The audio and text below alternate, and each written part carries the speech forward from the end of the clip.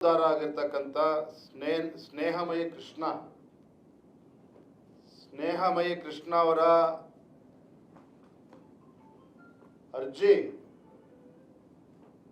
ಜನಪ್ರತಿನಿಧಿಗಳ ವಿಶೇಷ ನ್ಯಾಯಾಲಯ MP MLA ಸ್ಪೆಷಲ್ ಕೋರ್ಟ್ ಈ ಒಂದು ನ್ಯಾಯಾಲಯದ ಮುಂದೆ ಅರ್ಜಿ ಇತ್ತು. ಕಳೆದ ತಿಂಗಳು ನ್ಯಾಯಾಲಯದಲ್ಲಿ ಸಮಗ್ರವಾಗಿ ವಾದಗಳು ಮಂಡನೆ ಕೂಡ ಆಗಿತ್ತು. ಆದರೆ ಮುಖ್ಯಮಂತ್ರಿಗಳು ಸಿದ್ದರಾಮಯ್ಯನವರು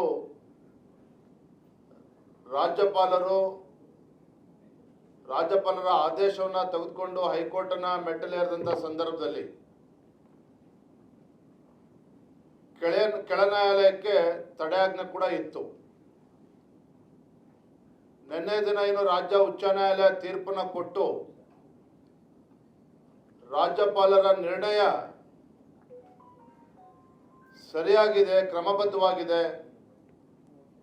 ಮೈಸೂರಿನ ಮೂಡ ಹಗರಣದಲ್ಲಿ ರಾಜ್ಯಪಾಲರ ಒಂದು ಆದೇಶ ಕ್ರಮಬದ್ಧವಾಗಿದೆ, ತನಿಖೆ ಆಗಬೇಕು ಅನ್ನುವ ವಿಚಾರವನ್ನು ನಿನ್ನೆ ರಾಜ್ಯ ಉಚ್ಚ ನ್ಯಾಯಾಲಯ ನೀಡಿತ್ತು. ಮತ್ತೆ ಸೆಷನ್ಸ್ ಕೋರ್ಟ್ ಅಥವಾ ಸ್ಪೆಷಲ್ ಕೋರ್ಟ್ಗೆ ಏನು ತಡೆಯಾಜ್ಞೆ ಇತ್ತು ಅದರ ತೆರವು ಕೂಡ ನೀಡಿತ್ತು ರಾಜ್ಯ ಉಚ್ಚ ನ್ಯಾಯಾಲಯ. ಹಾಗಾಗಿ ಇಂದು ಈ MP MLA court special court ಜನಪ್ರತಿನಿಧಿಗಳ ವಿಶೇಷ ನ್ಯಾಯಾಲಯ ಮೈಸೂರಿನ ಮೂಡ ಪ್ರಕರಣದಲ್ಲಿ ಒಂದು ಮಹತ್ತರವಾಗಿರ್ತಕ್ಕಂಥ ಆದೇಶವನ್ನ ತೀರ್ಪನ್ನು ಇವತ್ತು ನೀಡಿದೆ. ಆ ತೀರ್ಪಿನ ಅನ್ವಯ ಮೈಸೂರಿನ ಮೂಡ ಹಗರಣದಲ್ಲಿ ಸಾಕಷ್ಟು ಏನು ಮುಖ್ಯಮಂತ್ರಿಗಳ ಕುಟುಂಬಕ್ಕೆ ಸಿಕ್ಕಿರ್ತಕ್ಕಂಥ 56 ಕೋಟಿ ರೂಪಾಯಿ ಬೆಲೆ ಬಾಳ್ತಕ್ಕಂಥ ನಿವೇಶನಗಳು, 14 ನಿವೇಶನಗಳು, ಇದರಲ್ಲಿ ಸಾಕಷ್ಟು ಅಕ್ರಮಗಳು ನಡೆದಿದೆ. ಸಿದ್ದರಾಮಯ್ಯನವರ ಮುಖ್ಯಮಂತ್ರಿಗಳ ಒಂದು ಬಾಮಾಯದನ್ನು ಖರೀದಿ ಮಾಡಿದಂಥ 3 ಎಕರೆ ಜಮೀನು, ಆ ಜಮೀನು ದೇವರಾಜಿಂದ ಖರೀದಿ ಮಾಡಿದ್ರು. ಮತ್ತೆ ದೇವರಾಜ್ ಹೆಸರಲ್ಲಿ ಏನು ಡಿನೋಟಿಫಿಕೇಶನ್ ಕೂಡ ಆಗಿತ್ತು. ಇವೆಲ್ಲವೂ ಕೂಡ ಕ್ರಮಬದ್ಧವಾಗಿ ಇರಲಿಲ್ಲ ಅನ್ನುವ ಅಂಶವನ್ನು ಕೂಡ ಈ ಕೆಳ ನ್ಯಾಯಾಲಯ, ಜನಪ್ರತಿನಿಧಿಗಳ ವಿಶೇಷ ನ್ಯಾಯಾಲಯ ಇವತ್ತಿನ ತೀರ್ಪಿನಲ್ಲಿ ಗಮನಿಸುತ್ತಾ ಈ ವಿಚಾರಗಳ ಬಗ್ಗೆ, ಈ ಅಕ್ರಮದ ಬಗ್ಗೆ ಸಮಗ್ರವಾಗಿ ತನಿಖೆ ಆಗಬೇಕು.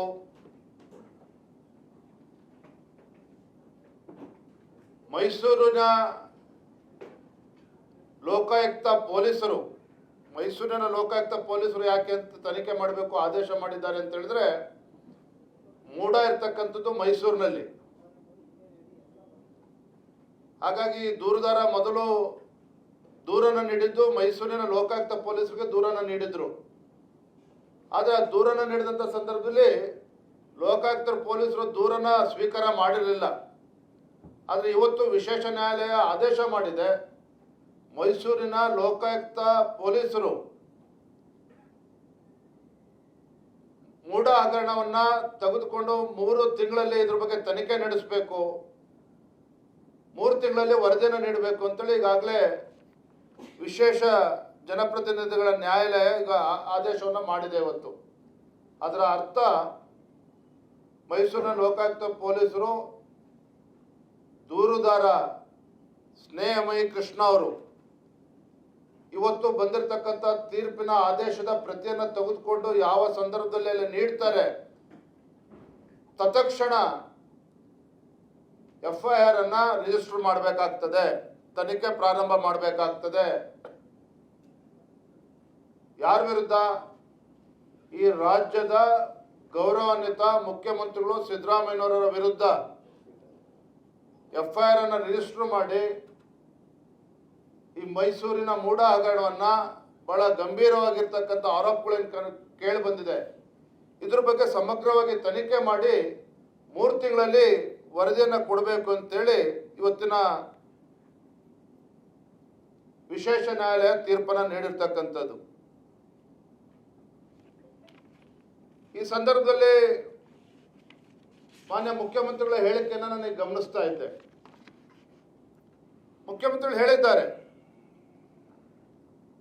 ಈ ವಿಶೇಷ ನ್ಯಾಯಾಲಯದ ತೀರ್ಪನ್ನು ನನ್ನ ಗಮನಕ್ಕೆ ಬಂದಿದೆ, ನಾನು ಯಾವುದೇ ತನಿಖೆಗೆ ಹೆದರೋದಿಲ್ಲ, ತನಿಖೆಯನ್ನು ನಾನು ಎದುರಿಸೋದಕ್ಕೆ ಸಿದ್ಧನಿದ್ದೇನೆ, ಆದರೆ ರಾಜೀನಾಮೆ ಕೊಡೋದಿಲ್ಲ. ನಾನು ಯಾಕೆ ರಾಜೀನಾಮೆ ಕೊಡಬೇಕು ಅನ್ನೋ ವಿಚಾರವನ್ನ ಮಾನ್ಯ ಸಿದ್ದರಾಮಯ್ಯನವರು ತಿಳಿಸಿದ್ದಾರೆ. ಇವತ್ತು ಕೂಡ ಹೇಳಿದ್ದಾರೆ ಮಾಧ್ಯಮದ ಮುಂದೆ. ನಿನ್ನೆ ಹೈಕೋರ್ಟಿನ ಆದೇಶ ಬಂದಂಥ ಸಂದರ್ಭದಲ್ಲೂ ಕೂಡ ಮುಖ್ಯಮಂತ್ರಿ ಸಿದ್ದರಾಮಯ್ಯನವರು ಆರೋಪಗಳು ಬಂದಿದ್ರು ಸಹ ನಾನ್ಯಾಕೆ ರಾಜೀನಾಮೆ ನೀಡಬೇಕು ಅಂತೇಳಿ ಸಿದ್ದರಾಮಯ್ಯನವರು ಹೇಳಿದ್ದಾರೆ. ಎಲ್ಲೋ ಒಂದು ಕಡೆ ಸಿದ್ದರಾಮಯ್ಯನವರು ಮರ್ತಿದ್ದಾರೆ. ಹಿಂದೆ ಸನ್ಮಾನ್ಯ BS ಯಡಿಯೂರಪ್ಪನವರು, ಅಂದಿನ ಮುಖ್ಯಮಂತ್ರಿಗಳು, ಯಡಿಯೂರಪ್ಪನವರು ಮುಖ್ಯಮಂತ್ರಿಗಳಿದ್ದಾಗ ಆರೋಪಗಳು ಬಂದಂತ ಸಂದರ್ಭದಲ್ಲಿ ಸಿದ್ದರಾಮಯ್ಯನವರು ವಿರೋಧ ಪಕ್ಷದ ನಾಯಕರಿದ್ದರು. ವಿರೋಧ ಪಕ್ಷದ ನಾಯಕರಾಗಿದ್ದಂಥ ಸಿದ್ದರಾಮಯ್ಯನವರು ಯಡಿಯೂರಪ್ಪನವ್ರ ಮೇಲೆ ಆರೋಪಗಳು ಬಂದಾಗ ಏನು ಹೇಳಿದ್ರು ಅನ್ನೋದನ್ನ ಒಂದು ಕ್ಷಣ ನಾನು ನೆನಪು ಮಾಡ್ಕೊಳ್ಳೋದಕ್ಕೆ ಇಚ್ಛೆ ಪಡ್ತೇನೆ. ಮುಖ್ಯಮಂತ್ರಿಗಳ ವಿರುದ್ಧ ನಿರಂತರವಾಗಿ ಹೋರಾಟಗಳನ್ನು ಮಾಡ್ಕೊಂಡು ಬಂದು ಬೆಂಗಳೂರಿನಿಂದ ಮೈಸೂರಿಗೆ ಪಾದಯಾತ್ರೆನ ಮಾಡಿ ಮೈಸೂರು ಚಲೋನ ನಡೆಸಿ ಖಾಸಗಿ ದೂರಿನ ಆಧಾರದ ಮೇಲೆ ರಾಜ್ಯಪಾಲರು ಇವತ್ತು ತನಿಖೆಗೆ ಅನುಮತಿಯನ್ನು ನೀಡಿ ರಾಜ್ಯಪಾಲರ ಆದೇಶವನ್ನ ರಾಜ್ಯದ ಉಚ್ಚ ನ್ಯಾಯಾಲಯ ರಾಜ್ಯಪಾಲರು ನೀಡಿರ್ತಕ್ಕಂಥ ಆದೇಶ ಕ್ರಮಬದ್ಧವಾಗಿದೆ ಅಂತೇಳಿ ಹೇಳಿದ್ರು ಸಹ ರಾಜ್ಯ ಉಚ್ಚ ನ್ಯಾಯಾಲಯದ ತೀರ್ಪಿನ ನಂತರದಲ್ಲಿ ಇವತ್ತು ಕೆಳ ನ್ಯಾಯಾಲಯ, ವಿಶೇಷ ನ್ಯಾಯಾಲಯ ಮೈಸೂರಿನ ಮೂಡ ಹಗರಣದಲ್ಲಿ ಸಮಗ್ರವಾಗಿ ತನಿಖೆ ನಡೀಬೇಕು, ಮೈಸೂರಿನ ಲೋಕಾಯುಕ್ತ ಪೊಲೀಸರು FIR ರಿಜಿಸ್ಟರ್ ಮಾಡಿ ತನಿಖೆ ನಡೆಸಬೇಕು ಅಂತೇಳಿ ಆದೇಶ ಮಾಡಿದಂಥ ಈ ಸಂದರ್ಭದಲ್ಲಿ ಗೌರವಾನ್ವಿತ ಮುಖ್ಯಮಂತ್ರಿಗಳು ಸಿದ್ದರಾಮಯ್ಯನವರು ಹಿಂದೆ ವಿರೋಧ ಪಕ್ಷದ ನಾಯಕರಿದ್ದಾಗ ಹೇಳಿರ್ತಕ್ಕಂಥ ಮಾತು,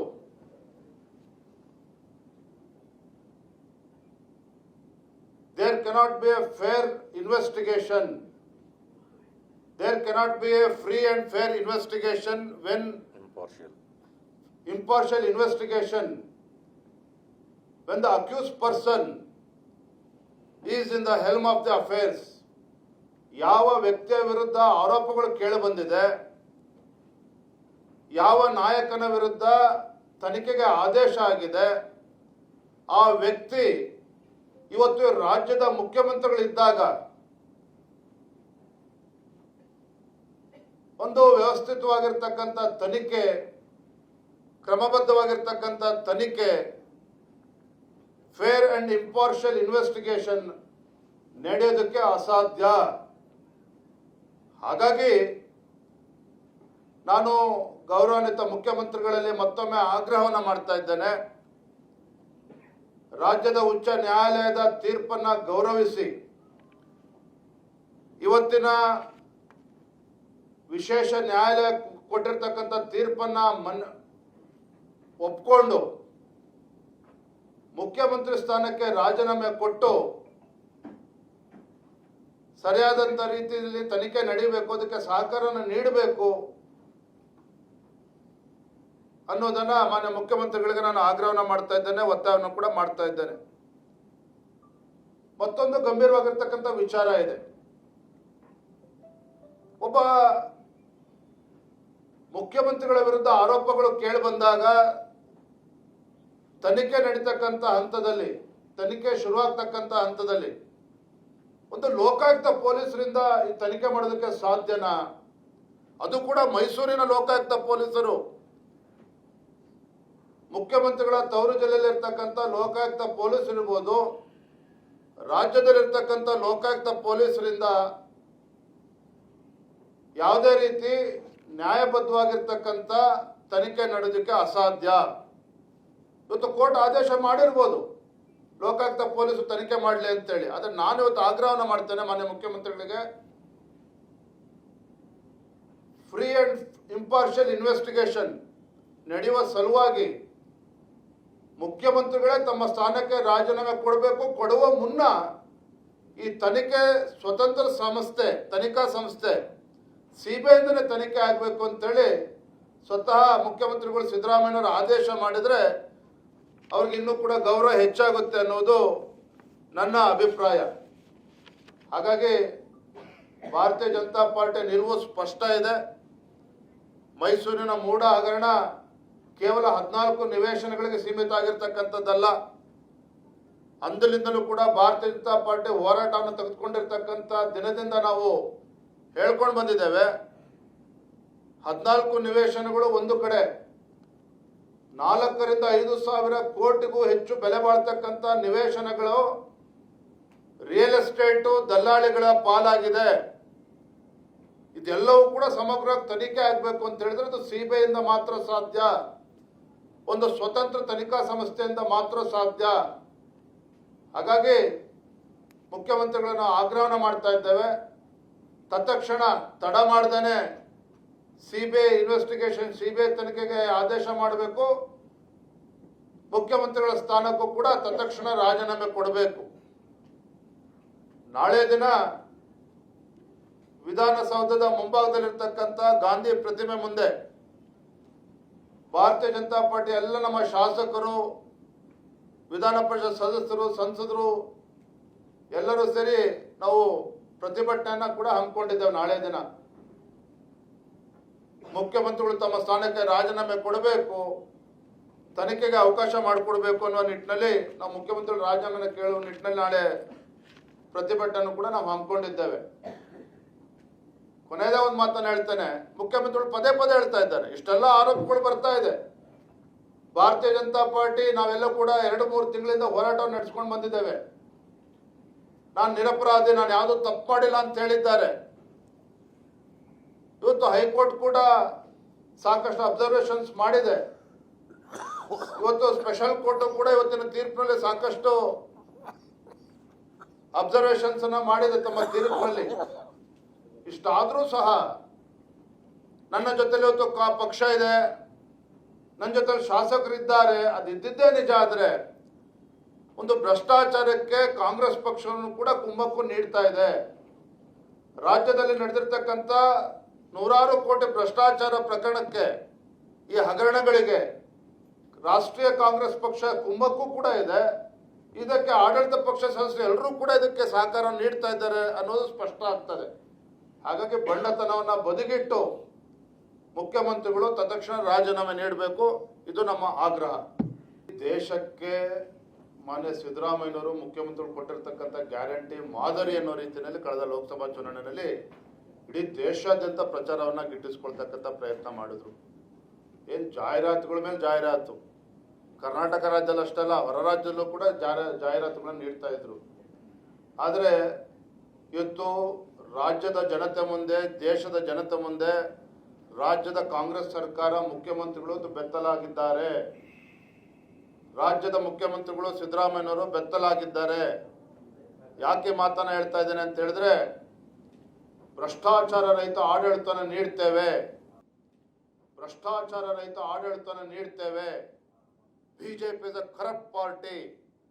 ನಾವೊಂದು ಭ್ರಷ್ಟಾಚಾರ ರಹಿತ ಆಡಳಿತ ನೀಡ್ತೇವೆ ಅಂತೇಳಿ ರಾಜ್ಯದ ಜನರಿಗೆ ಭರವಸೆನ ಕೊಟ್ಟು ಅಧಿಕಾರಕ್ಕೆ ಬಂದಿರತಕ್ಕಂಥ ಸಿದ್ದರಾಮಯ್ಯ ನೇತೃತ್ವದ ಕಾಂಗ್ರೆಸ್ ಸರ್ಕಾರ ಒಂದೇ ವರ್ಷದಲ್ಲಿ ಇಷ್ಟು ದೊಡ್ಡ ಬ್ರಹ್ಮಾಂಡ ಭ್ರಷ್ಟಾಚಾರ ಸಿಲುಕಾಕೊಂಡಿರ್ತಕ್ಕಂಥದ್ದು ಇವತ್ತು ಇಡೀ ದೇಶದ ಜನ ಗಮನಿಸ್ತಾ ಇದ್ದಾರೆ. ನೋಡಿ, ಜಾರ್ಜ್ ವಿಚಾರದಲ್ಲೂ ಕೂಡ ಅಂದಿನ ಸಚಿವರಾಗಿರ್ತಕ್ಕಂಥ ಜಾರ್ಜ್ ಮೇಲೆ ಅನೇಕ ಆರೋಪಗಳು ಬಂದಂಥ ಸಂದರ್ಭದಲ್ಲಿ, ನಮ್ಮ ಮಡಿಕೇರಿ ವಿಚಾರದಲ್ಲಿ ಸಿಬಿಐ ತನಿಖೆ ಆಯಿತು. ಅವ್ರು ನಿರಪರಾಧಿ ಅಂತೇಳಿ ಕ್ಲೀನ್ ಚಿಟ್ ಕೂಡ ಸಿಕ್ಕಿದೆ. ಹಾಗಾಗಿ ತನಿಖಾ ಸಂಸ್ಥೆ ಬಗ್ಗೆ ಮುಖ್ಯಮಂತ್ರಿಗಳು ಅನುಮಾನವನ್ನ ವ್ಯಕ್ತಪಡಿಸೋದ್ರ ಬದಲಾಗಿ ಒಂದು ಸಮಗ್ರವಾಗಿರ್ತಕ್ಕಂಥ, ನಿಷ್ಪಕ್ಷವಾಗಿರ್ತಕ್ಕಂಥ ತನಿಖೆ ಆಗಬೇಕು. ಈ ನಿಟ್ಟಿನಲ್ಲಿ ಸಿಬಿಐ ತನಿಖೆ ಕೊಡಬೇಕು ಅನ್ನೋದು ನಮ್ಮ ಆಗ್ರಹ. 3 ತಿಂಗಳ ಒಳಗಾಗಿ ವರದಿ ಕೊಡಬೇಕು ಅನ್ನೋದಿದೆ.